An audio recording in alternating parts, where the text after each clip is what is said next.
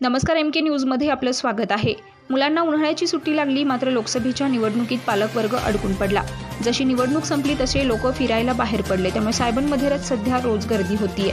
सध्या उष्णतेचा पारा 40 अंशापुढे गेल्यानं सध्या एक दिवसीय सहलीसाठी थंडगार आणि मोठ्या प्रमाणात झाडी आणि तलाव असलेल्या नगरमधील शिर्डी रोडवरील नागापूर MIDCच्या मागे असणाऱ्या सायबन कृषी पर्यटन केंद्रात अनेक जण सहकुटुंब आणि ग्रुपनं येत आहेत, त्यामुळे मोठ्या प्रमाणात गर्दी होतीये।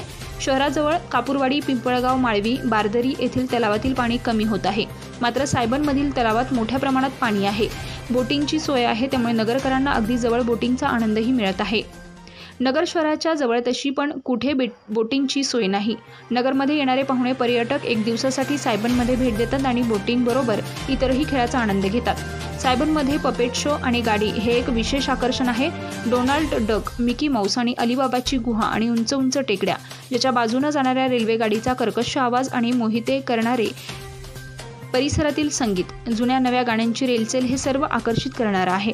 महाराष्ट्रातील अनेक पर्यटक आणि परिवार मोठ्या संख्येने सायबनला येत आहेत।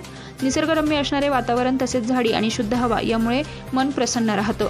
नगरबरोबरच सर्व महाराष्ट्र तसेच शनी शिंगणापूर, शिर्डी येथून येणारे भाविक इथे भेट देतात।